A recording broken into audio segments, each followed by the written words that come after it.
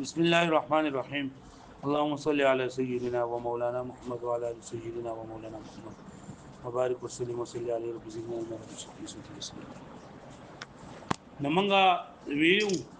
چې قال اهل الحق حقائق الاشياء ثابته والعلم بها متحقق، او بیا وی چې واسباب العلم ثلاثه. نو اسباب العلم چې په علم بحث پرون کړو چې د علم تعریف کړو، مدد دې علم څه تعریفونه بیانېږي.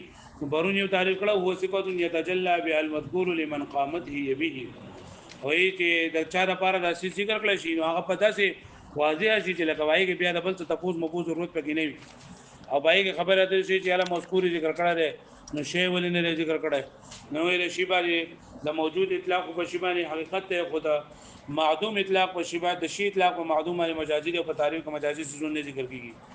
یعنی چې ممکن ده چې هغه ذکر کړل شي که اگر کا یو څه ذکر کړل شي نه تعریف د عموم طرف کې اشاره وا بیا چې دا تعریف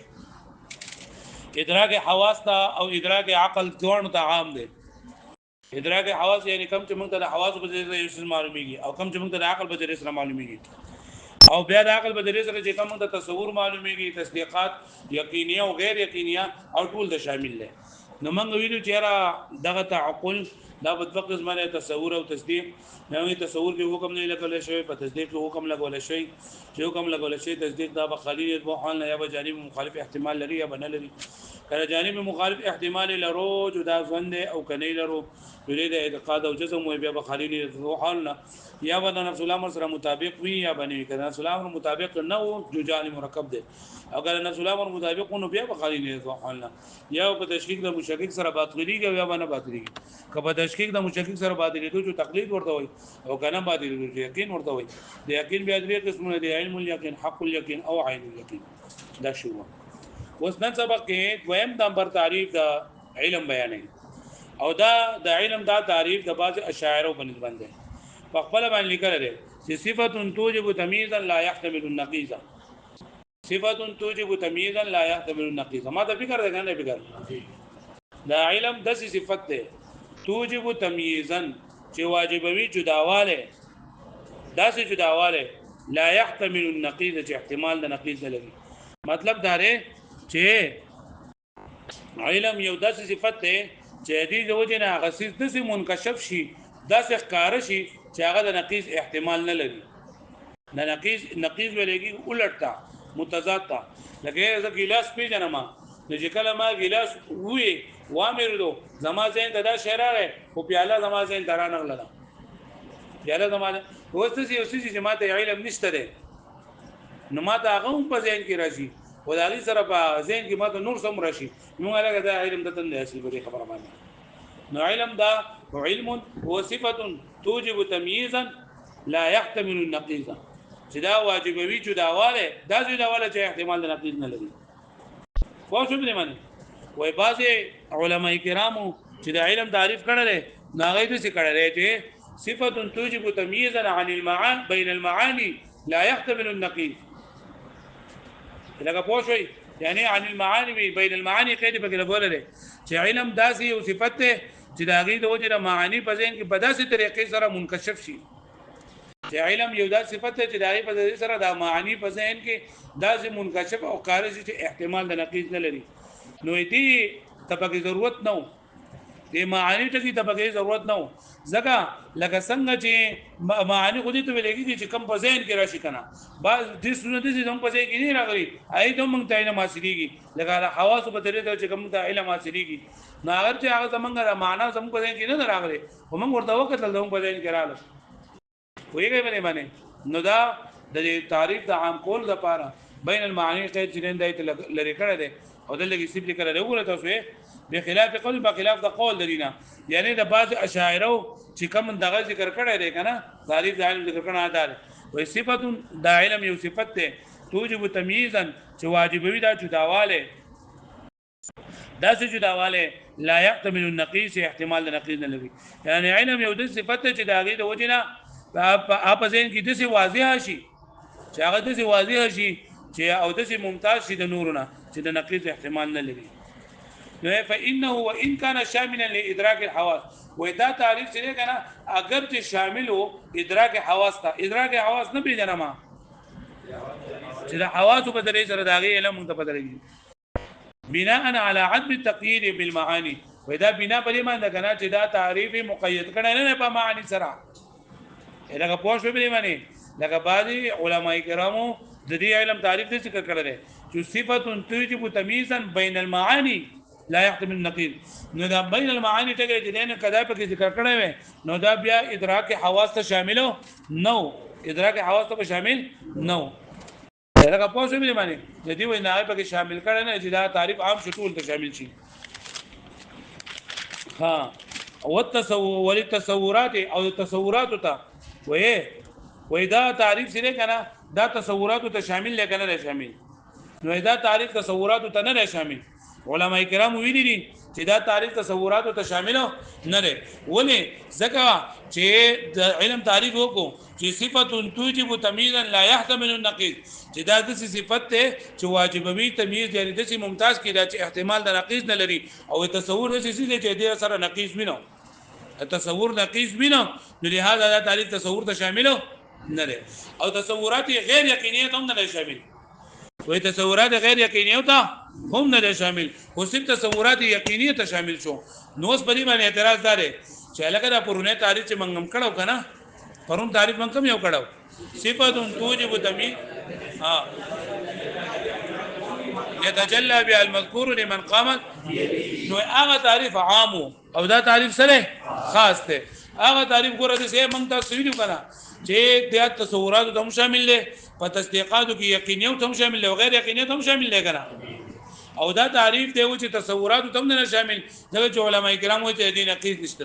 دی وزنه علما کرام وایي کمزوروال طرف ته اشاره ده او وی غیر یقینی تصدیقات ته هم دا تعریف زنده شامل لري نو دی وی چې غیر یقینی تصدیقات چې کم دي کنه هغه ته د الاول نه هم نه شاملو او کله په الاول کې موږ پرون ویل چې صفه یتجلى نه مراد انکشاف ته نو کړي نه انکشاف تام مراد واخلي څه دی واخلي انکشاف تام نو بیا تصورات او تصدیقات غیر یقیني ته غنه شاملېږي نو دلته کې او دا تعریف او هغه تعریف ته شان کولو د پاره پای کې انکشاف نه مراد انکشاف تامي نو هغه هم تصورات غیر یقیني او ته نه شامل او تصدیقات او دا هم تصدیقات غیر یقیني او ته نه شامل نو دوی چې دوه څه دي یو ځوان دی یو یقین دی دا چشمو علامات نه ګوري یو ځوان دی یو یقین دی یقین دی ته وایي چې هغه د جانب مخالف احتمال نه لري یقین څه ته وایي نفي الحال او نفي المآل نفي الحال او نفي المآل او ځوان دي ته وایي چې هغه د هغه جانب مخالف احتمال لري یا فی الان فی الحال او یا فی المآل نو ګور ځوان چې کنه ځوان کومه غړاری کوي چې فی الحال په دې کې جانب مخالف احتمال دی صحیح شولا او دا جهل مرکب په دې کې هم لګا د جانب مخالف احتمال پکشته اوس نشته آینده زمانه کې او دغه شان تقلید هم ویلو کنه چې په تشکیک د مشکک سره ظاهریږي په تشکیک د مشکک سره سکیږي باطلیږي ظاهریږي نو په دې کې وې خبر شو یو ځوان شو او یو یقین شو یقین دي ته چې پای کې په هیڅ یو زمانه کې هغه جانب مخالف احتمال نه لري نفي الحال او نفي المآل او ځوان دي ته وایي چې هغه جانب مخالف احتمال لري فی الان یا فی المآل نو فی الحال کې سب سنغه او فی المآل کې دارال نو دا تعریف دا وس د شو داینه مې چې بس هغه تصدیقات یقیني او ته شامل نو سی په دې کوم یقین نه او په ابل کوم یقین نه او کوم ځوان چې نه هغه علم یقیني نه لري دیو جن پرون چې ابل اوس سبق کې ویډیو کړه چې لکه دا د حکم دوه قسمونه دي یو ایجاب او یو نفي ویډیو کړه اته زه بیا چې دا حکم تصدیق دی او تصدیق علم دی تصدیق سره علم دی ځکه ګوره اوس تصدیق تعریف دا وکړه کنه تصدیق علم دی دغه کوئی وڅکوره وولي تصورات تم شامل نشوله بناء على انها لا نقائص لها بنا په دې وجه باندې د دې وجنه چې علماء کرام وایي چې د دې نقایص نشته علامه زعمو وای دا څنګه چې دې علماء کرام ګمان کړي خدا خبره وي کمزوري وا د دې وجنه په تمریض سره ذکر کړ چې علامه زعمو زنه مخوي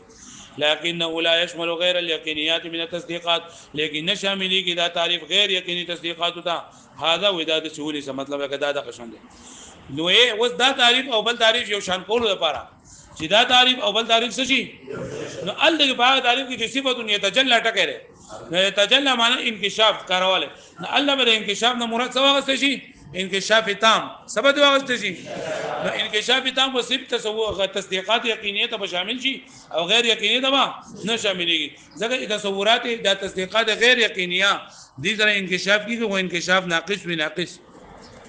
ولكن ينبغي لیکن پکار دا يحمل التجلي چې حمل کړی چې تجلی تجلی په کوم ځای کې ذکر دا لگا دا علم په لاولنی تعریف کې دا علم په على الانكشاف التام په انکشاف تام معنی الذي هغه انکشاف تام څه ته وایي چې لا يشمل الظن چې هغه مشتمل نه په سمانه لان العلم عنده مقابل للظن ځکه علم داغه په مقابله کې داغه په نسبت باندې په مقابل لسګره د ځوان کې نو ځوان څه ته وایي چې پای کې د جانب مخالف احتمال وی فی الحال یا فی المآل او یقین څه ته وایي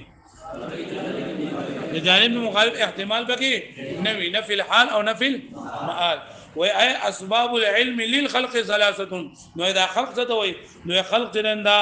مصدر به په معنی مفعول خلق په معنی مخلوق ته الګه مخلوق وایي څه ته وایي نو من بیانیه ده من بیانیه مخلوق یعنی ملک فرشتي والانس انسانان والجن والجنات بخلاف علم الخالق لله تعالى فخلاف ذا علم ذا خالق ذا الله تعالى خالق الله تعالى ولي فانه لذاته ذكر الله تعالى ذا علم ذا بالذات ذا سبب لا بسبب من الاسباب ذا اسباب ذا سبب نه نه انسان ته علم حاصلېږي د دې درې اسباب دي انسان ته پیدا ته فرشتي ته دې ته علم حاصلېږي د دې سو اسباب دي درې کم دي الحواس السليمه او خبر الصادق او عقل حواس سلیمه خبر صادق او سو عقل پدې کې وجه د اثر دار کدا سبب خارج وي د مدرک نه کدا سبب خارج وي سسنا د مدرک نه مدرک ادراک کوم کی ته وي انسان نفس ناطقه مدرک ته ادراک چې سو کوي نو کدا خارج وي د مدرک نه او یا با خارج نه وي د مدرک نه که مدرک نه خارج وو جوړې دی لګي کې خبر صادق قران او حديث او دې ته خبر صادق او کا د مدرک نه خارج نه وو نو بیا به د حال نه خارج نه وي یا به اعلی د ادراک وي او یا به اعلی د ادراک نه وي اعلی د ادراک نو عقل دغه ورته وي اس حواس ورته وي او کا اعلی د ادراک نه بلکې په خپل د مدرک نو بیا ورته عقل وي وې دلته تسامحا دی پر سم لیکلی دي چې مدرک دا عقل دی او عقل مدرک نه عقل هم اعلی د ادراک دا او حواس هم اعلی د ادراک دا او مدرک دې د نفس ناطقه ده للخلق ای المخلوق للخلق یعنی مخلوق کم نہیں من الملک یعنی فرشتے والانس انسان والجن پیریان بخلاف علم الخالق تعالی وخلاف الله تعالی د علمنا انه لذاته دا الله تعالی د ذات د الله تعالی د ذات توجید د علم لا بسبب من الاسباب دا ثلاثه د مقصد للخلق ثلاثه مبدل منه ده او الحواس السليمه حواس سليمه مراد دا پنځه حواس ان شاء الله وای حواس ظاهره او خبر الصادق او عقل بحكم الاستقراء يعني دا د تلاش نو ورستو موږ ته حاصل شوی دي دا وجه ضبط وجد ضبط عند دلیل حسب يدريو كده ان سببات لا سبب ان كان من خارج المدرك ان كان من خارج کچردار خارج نه وي ان مدرک نه وي مدرک نه خارج وي نو فالخبر الصادق دا خبر صادق ده او الا او کته خارج نو بیا به ځوانه خارج نه یا به علل ادراک یا به مدرک وي والا كذا فان كان آلة غير مدرك کته علاوه کو مدرک نو یعنی آلة ادراک و کو مدرک نو دا आवाज دي والا او کده سينو یعنی مدرکو نو فلاق بیا سره عقل ده ولان دي بیا شی کې لیکلي دي چې دا دې پر سم د تسامو شوی دا او دا عقل د مدرک ویل له حال له چې مدرک عقل نه بلکې مدرک نفس ناطقه ده مدرک سره نفس ناطقه ده او عقل او حواس دا دوانه جنین داسري حال دې ادراک دي یلګه تاسو پوه شو به معنی پوره ده ها اوس بدی کې دا خبره ده چې سبب څه ته وای او سبب خو اصل کې غوار شي کو اثر خو په الله پاک پیدا کوي مدل لګي ته څنګه وای چې الګه دا ما د دې په طریقې سره محصول شو نه اعتراضات او جوابات وکړو ان شاء الله واړو شب